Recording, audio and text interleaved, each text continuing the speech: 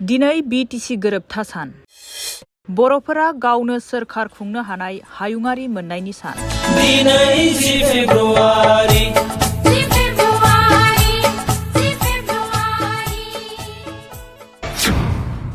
BTC गोरोबथाखौ बयबो फालिनाया मोजां।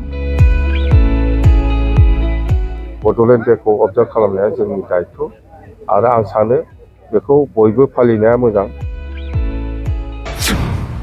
मानोना बे गोरोबथानि गेजेरजोंनो बयबो जों एफा मुलाम्फा मोनदों। मानोना जोङो बे सुक्तिनि दारैनो बिटिसिनि जेसेबां जाथि जनगोष्ठी दङ बयबो एफाबाबो मुलाम्फा मोनदों।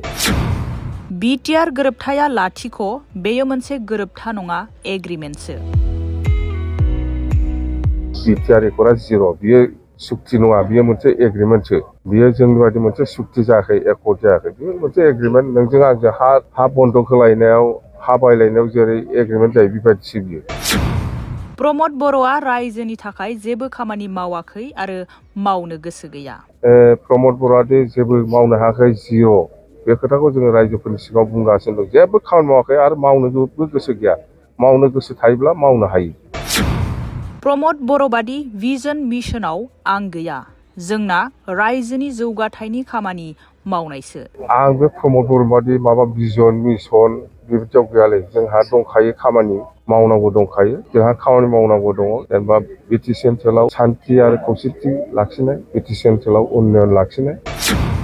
बिटिआर गोरोबथाजों गोजोन फैयाखै। एनडिएफबिनि सोद्रोमानाव सों, बिथांमोना मा गोजोन मोनदों? मा गोजोन, माथो एक्सट्रिमिस्टआनो गोदान दालागासिनो। मा गोजोन फैदों? बे एनडिएफबि जायफोर सुक्तिखारि लिडारफोर आरो जायफोर केडारफोर, बिथांमोनाव सोंबानो जाबाय ना, बिथांमोना मा मोनदों, मा गोजोननाय फैदों। एनडिएफबिनि केडार लिडारफोरनाव सोंदो, बिथांमोना बे सुक्तिनि दारै मा रिहाबिलिटेसन जादों, मा मोनदों। दिनैसिमबो केसआव दङ, केस सोलिगासिनो दं, दिनैसिमबो जेलाव दङ। बबे सुक्तियाव नुफेरा? सुक्ति खालामखांनायनि उनाव मानसिया जेलाव थायो, बबे सुक्तियाव नुफेरा फालाय? दिनै 10 फेब्रुवारि दिनैनि साना बर' हारिनि गेजेराव मोनसे जारिमिनारि सान। बर' हारिनि गेजेराव नैथि गोरोबथा बिटिसि गोरोबथाया थांनाय 2003 मायथाइनि 10 फेब्रुवारि खालारखालि भारत संबिजितनि 6थि फारिलाइनि सिङाव गावनो सोरखार खुंनो हानाय मोनसे हायुङारि गौथुम आसामनि सिङाव दाजादोंमोन। आरो बे बिटिसि गोरोबथानि गेजेरजोंनो बर' रावा भारत संबिजितनि 8थि फारिलाइयाव सोजादोंमोन। बे बिटिसि गोरोबथाखौ लानानै दिनै बिपिएफ राजखान्थि दोलोआ फुंबिलिनिफ्राय जागायनानै मुंख्लंफोरखौ मान बावनाय हाबाफारिजों लोगोसे क'क्राझार जिल्ला बिपिएफनि बानजायनायाव क'क्राझाराव थानाय बड'लेण्ड मार्टियार्स सेमेट्रियाव सानसेनि हाबाफारिजों बिटिसि गोरोबथा सान फालियो।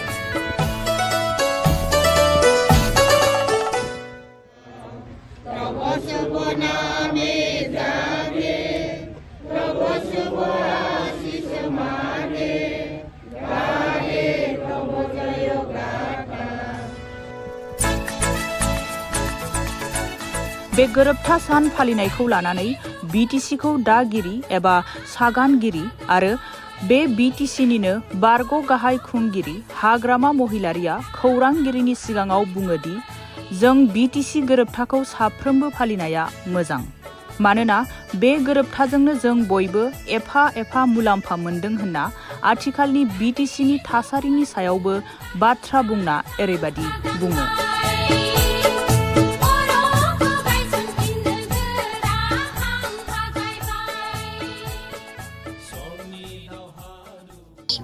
बड'लेण्ड सुक्तिनि दिन बड'लेण्ड डे, बेखौ जोङो बोसोरफ्रामबो फालिबोबाय थादों।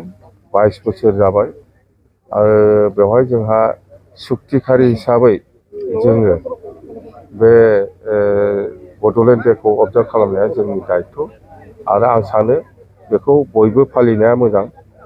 बयबो फालिनाया मोजां। मानोना जोङो बे सुक्तिनि दारैनो बिटिसिनि जेसेबां जाथि जनगोष्ठी दङ बयबो एफाबाबो मुलाम्फा मोनदों आरो जोङो गसंथानो हादों।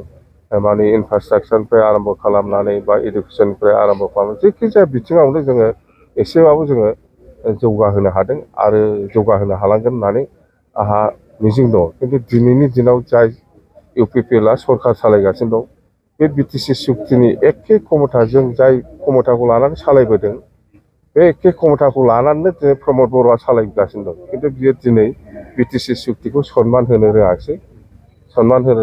बियो जोंनि थाखाय दुर्भाग्यजनक। इउपिपिएलनि रावबो सोद्रोमा बा इउपिपिएल पार्टिनि रावबो मानसिया दिनै बे बिटिसि सुक्तिखौ अनार होआखै। सार मुंख्लं नखरफोरनि मुंख्लं नखरफोरनो जोङो आगोलाव रिहाबिलिटेसन होबोबाय, सोरनिबा साख्रि होबोदों, सोरनिबा एसे एनै रां मदद होबोदों, बे जाबोबाय। आरोबाव जाबावगोन, आरोबाव खालामबावगोन जोङो। बिटिसि आरो बिटिआर एकर्डनि गेजेराव सारनि मोनदांथियाव माबायदि डिफारेन्स? बिटिआर एकर्डआ जिर', बियो सुक्ति नङा, बियो मोनसे एग्रिमेन्टसो। बियो जोंनि बायदि मोनसे सुक्ति जायाखै, एकर्ड जायाखै। बियो मोनसे एग्रिमेन्ट। नोंजों आंजों हा बन्दक होलायनायाव, हा बायलायनायाव जेरै एग्रिमेन्ट जायो बेबायदिसो बियो, बेहाय जेबो गैया। बिटिसि खुंथायाव फैफिनगोनखौ मिजिंथिदों। बिटिसि खुंथायाव फैफिननांगौआथ' रायजो राजाफोरनि सायाव निर्भर खालामगोन। जोंथ' दिनै प्रमद बर'आदि जेबो मावनो हायाखै, जिर', बे खोथाखौ जोङो रायजोफोरनि सिगाङाव बुंगासिनो दं। जेबो खामानि मावाखै आरो मावनोबो गोसो गैया। मावनो गोसो थायोब्ला मावनो हायो, मावनो गोसोआनो गैखाया बोरै मावनो हानो। खुंथायाव फैफिनोब्ला नोंथांनि ओरैबायदि मा खामानि मावगोन जाय नोंथाङा भिजन मिसन हिसाबै आजावो?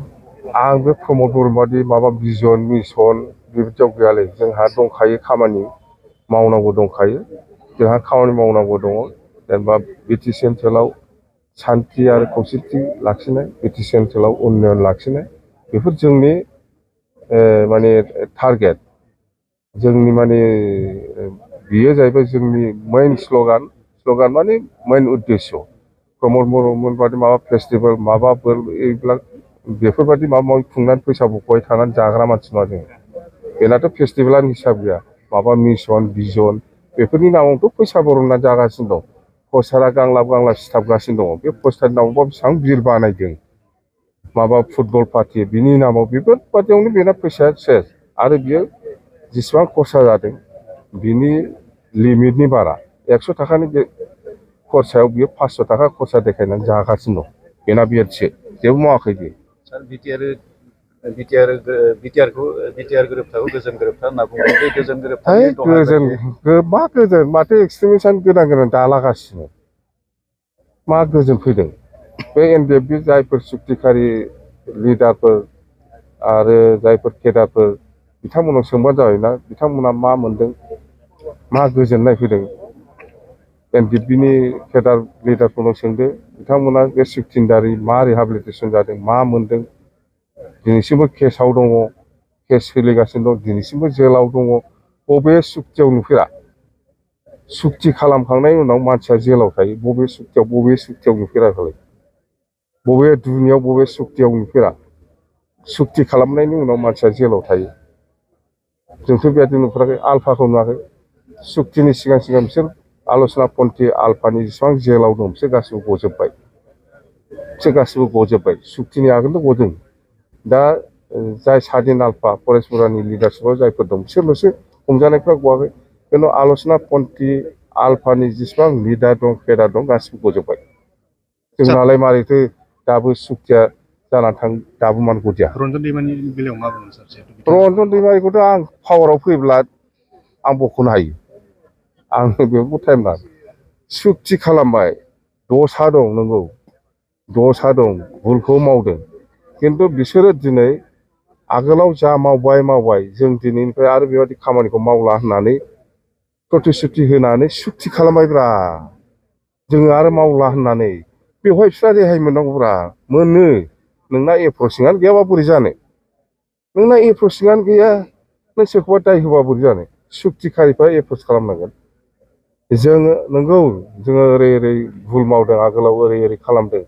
खिन्थु जों दिनैनिफ्राय बेबायदि मावला होननानै प्रतिश्रुति होनानै सुक्ति खालामबाय। बिनि उनाव मा थाखो?